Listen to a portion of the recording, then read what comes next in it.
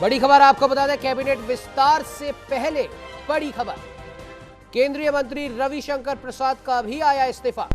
तो भाई आपको बता दें, केंद्रीय मंत्री प्रकाश जावड़ेकर ने भी दिया इस्तीफा। अब तक मोदी कैबिनेट से 12 मंत्री इस्तीफा दे चुके हैं। कैबिनेट विस्तार से पहले बहुत बड़ी खबर आपको बता दें, केंद्रीय मंत्री रविशंकर प्रसाद और प्रकाश जावड़ेकर ने भी इस्तीफा दे दिया है। बड़े मंत्रियों के इस्तीफे की अगर हम बात करें तो रमेश पोखरियाल निशंक, रविशंकर प्रसाद और अब प्रकाश जावड़ेकर, और इस्तीफा देने वाले मंत्रियों की संख्या अब बढ़कर हो चुकी है 12। आपको बता दें, सदानंद गौड़ा और डॉक्टर हर्षवर्धन का भी इस्तीफा आ चुका है।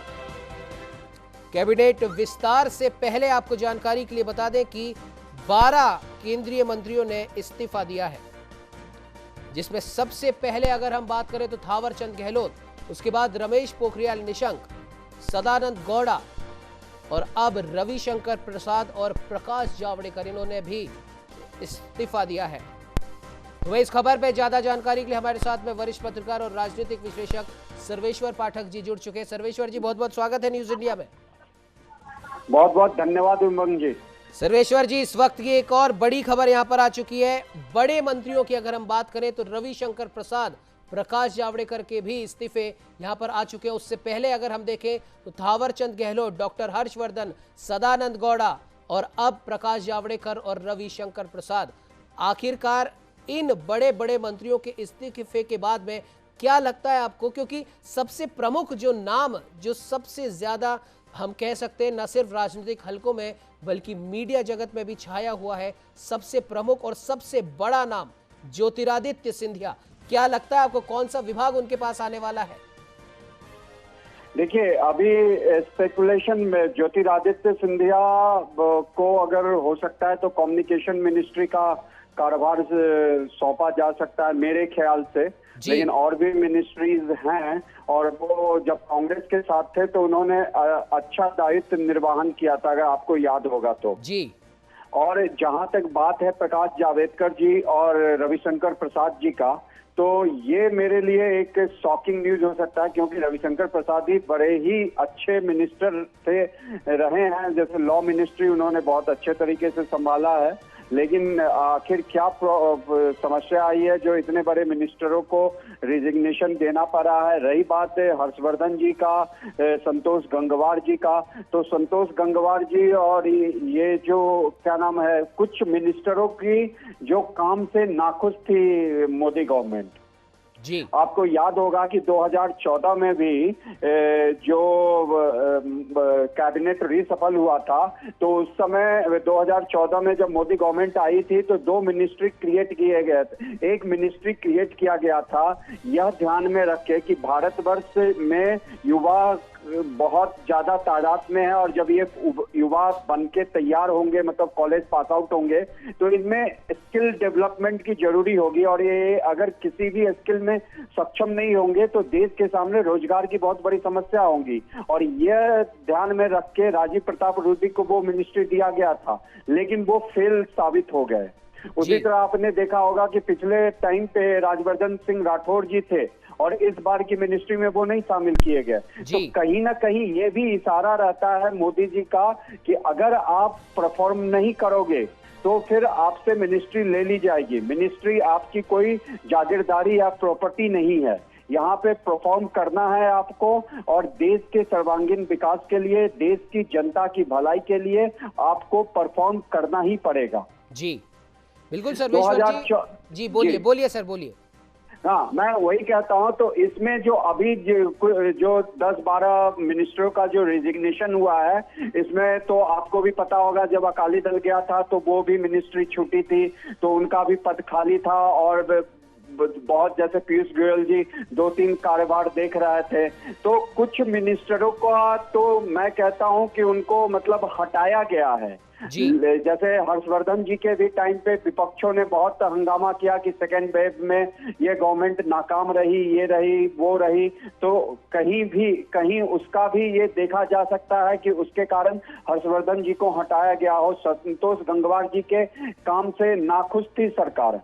तो उनके और लेकिन इन लोगों का जो आया है तो ये अपने हेल्थ इशू के कारण जो एचआरडी मिनिस्टर जी हैं और संतोष गंगवार जी अपने हेल्थ रीजन के कारण त्यागपत्र दिया है। लेकिन इस बात से कहीं भी इनकार नहीं किया जा सकता कि कुछ मिनिस्टर की जो मिनिस्ट्री गई है उसके काम से सरकार, खास के मोदी गवर्नमेंट जो नाखुश थे, मोदी जी खुद इसकी वो सुपरविजन करते हैं और मोदी जी अगर किसी को अप टू मार्क नहीं पाते हैं तो वो कोई मतलब देरी नहीं करते उस मिनिस्टर को हटाने के लिए। और जो नए चेहरे आ रहे हैं या नए चेहरे बनाए जा रहे हैं उनके सामने सबसे बड़ी चुनौती ये होगी कि वो मोदी गवर्नमेंट के जो कैबिनेट का हिस्सा बनेंगे तो अपने मिनिस्ट्री की बहुत अच्छे तरीके से कार्यभार ग्रहण करे और जनता के हित के लिए निरंतर लगे रहे।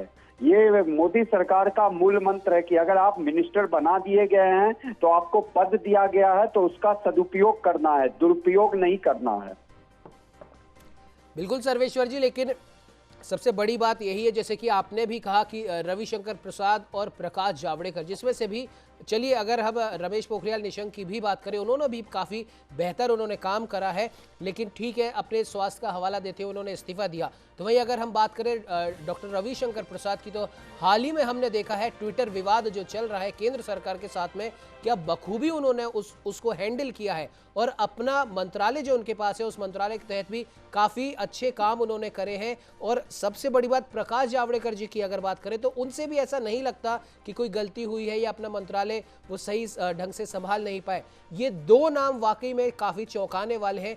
क्या लगता है आपको कि जो 43 नए मंत्री जो बनने वाले हैं संभावित, उनमें से किसके पास कौन सा डिपार्टमेंट आ सकता है? ज्योतिरादित्य सिंधिया जिनकी आपने माफ कीजिएगा बात करी, आईटी डिपार्टमेंट कांग्रेस सरकार में रहते उन्होंने बहुत बखूबी संभाला था, एक बहुत बड़ा चांस बनता है कि उनके पास में ये डिपार्टमेंट आ जाए। लेकिन बाकी अगर 43 मंत्रियों की हम बात करें जिसमें यूपी को एक बहुत बड़ा हिस्सा देना है, बिहार झारखंड को एक बहुत बड़ा हिस्सा देना है, उत्तराखंड से राजस्थान से भी एक एक नाम यहां पर शामिल है, क्या लगता है आपको अगर बड़े विभागों की हम बात करें तो? सर्वेश्वर जी, आपका कहना सही है। अगर हम बड़े विभागों की बात करें तो जो नए मिनिस्टर आ रहे हैं वो उनमें से जैसे अगर ज्योतिरादित्य सिंधिया जी हैं तो उनको एक अच्छा पद देगा, क्योंकि वो मिनिस्टर अच्छे साबित रहे थे कांग्रेस के टाइम पे भी। अगर आपने देखा होगा कि कांग्रेस से बर्खास्त संजय झा, अगर उसका ट्वीट आप देखेंगे तो उन्होंने भी ये कहा है कि अगर ज्योतिरादित्य सिंधिया को अच्छी पोर्टफोलियो देनी चाहिए मोदी गवर्नमेंट को, क्योंकि वो एक अच्छे मिनिस्टर साबित हो सकते हैं। रही बात दूसरे मिनिस्टरों का, तो मैं बार बार ये कहता हूं कि मिनिस्ट्री किसी के भी पास जाए आपको परफॉर्म करना पड़ेगा। मोदी गवर्नमेंट में आप मतलब मिनिस्ट्री लेके आराम नहीं फरमा सकते, आप दरकिनार किसी भी चीज को नहीं कर सकते, क्योंकि यहाँ पे जो है जो परफॉर्म करेगा वही मिनिस्ट्री में बना रहेगा। मैं आपको फिर 2014 ले जाता हूँ। एक इंडिया टुडे के बहुत बड़े मतलब जर्नलिस्ट थे उदय मधुकर जी ने बुक लिखा था जब मोदी गवर्नमेंट के 2.5 साल और 3 साल के आसपास हुआ था, तब उन्होंने बुक लिखा था मार्चिंग विथ अ बिलियन। उसमें उन्होंने जो उस समय कलराज मिश्रा जी के पास जो मिनिस्ट्री थी और राजीव प्रताप रूडी जी के बारे में उन्होंने लिखा था कि ये नॉन परफॉर्मर है और अगले रीसफल में इनको हटा दिया जा सकता है, और हुआ वही।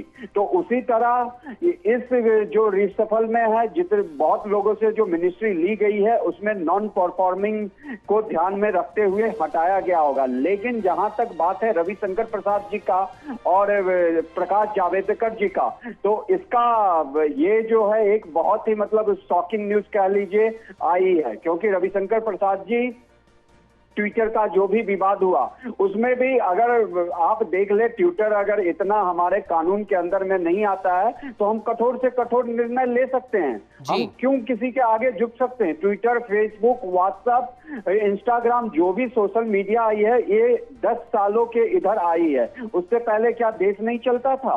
हाँ ठीक है, लोगों की अभिव्यक्ति की आजादी है, लेकिन क्या अभिव्यक्ति की आजादी लोग देश तोड़ने के लिए करेंगे इस प्लेटफॉर्म का इस्तेमाल?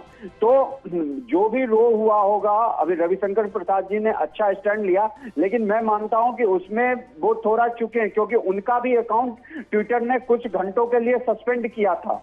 आपको और हमें सभी देशवासियों को पता है, लेकिन उन्होंने केवल ट्विटर को नोटिस देके बस शांत हो गए। उस पे ट्विटर पे एक अच्छा एक्शन लिया जा सकता है, प्लेटफॉर्म की कमी नहीं है, हम कूपे इस्तेमाल कर सकते हैं।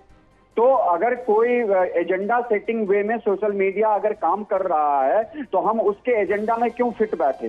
तो मेरा यही कहना है कि जो अभी केंद्रीय प्रकाश जावड़ेकर जी हो गए, रविशंकर प्रसाद जी हो गए, इनके बारे में अभी कुछ कहना उचित नहीं होगा। देखना होगा कि आखिर क्यों उन्होंने इस्तीफा दिया है। जी बिल्कुल सर्वेश्वर जी, बिल्कुल, क्योंकि इनके काम को सबों ने सराहा है। और रविशंकर प्रसाद जी एक बहुत ही अच्छे लॉ मिनिस्टर थे, और मतलब अगर भविष्य में अगर कुछ होता है रहेंगे तो उनसे अच्छा लॉ मिनिस्टर मैं किसी को नहीं मानता। क्योंकि जैसे हेल्थ मिनिस्ट्री है, मेरे ख्याल से हेल्थ मिनिस्ट्री एक डॉक्टर ही अच्छी तरीके से संभाल सकता है। लॉ मिनिस्टर एक लॉयर जो होगा, और वो भी रविशंकर प्रसाद जी एक मतलब देश के बहुत बड़े लॉयर में उनका नाम आता है। जी बिल्कुल सर्वेश्वर जी, बिल्कुल आपने सही कहा कहीं ना कहीं। खैर, लेकिन देखने वाली बात ये होगी जो कि वाकई में एक बहुत चौंकाने वाली ये खबर है, रविशंकर प्रसाद जी, प्रकाश जावड़ेकर जी का इस्तीफा। खैर, अब देखने वाली बात ये होगी कि 43 जो नए मंत्री बन रहे हैं, ये भी हो सकता है कि इन दोनों के पास ही दो मंत्रालय थे, तो हो सकता है कि रीशफल जब किया जाए तो इस संभावना से भी इनकार नहीं किया जा सकता कि शायद रविशंकर प्रसाद जी को कंसीडर करके वापस कानून मंत्रालय कम से कम इन्हें दे दिया जाए। लेकिन राजनीति है, राजनीति में संभावनाओं का अंबार लगा रहता है। वो कौन सी संभावना कहां पर जाकर फिट बैठती है, वो तो खैर आने वाला वक्त ही बताएगा। फिलहाल सर्वेश्वर जी, हमारे साथ में जुड़ने के लिए, तमाम जानकारी साझा करने के लिए आपका बहुत बहुत धन्यवाद।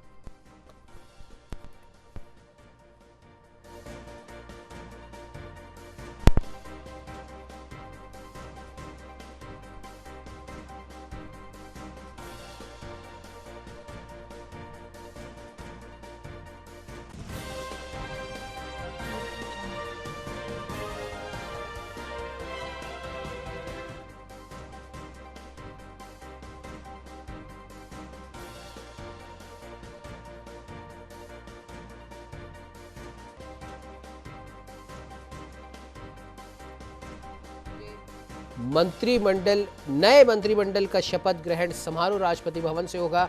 देख सकते हैं गाड़ियों का काफिला राष्ट्रपति भवन की ओर जाता हुआ। लेकिन उससे पहले चौंकाने वाली खबर आपको बता दें कि 12 मंत्री अब तक इस्तीफा दे चुके हैं, जिनमें से सबसे ज्यादा चौंकाने वाला नाम डॉक्टर रविशंकर प्रसाद और प्रकाश जावड़ेकर का है। हालांकि राष्ट्रपति ने सभी 12 इस्तीफे मंजूर कर लिए हैं।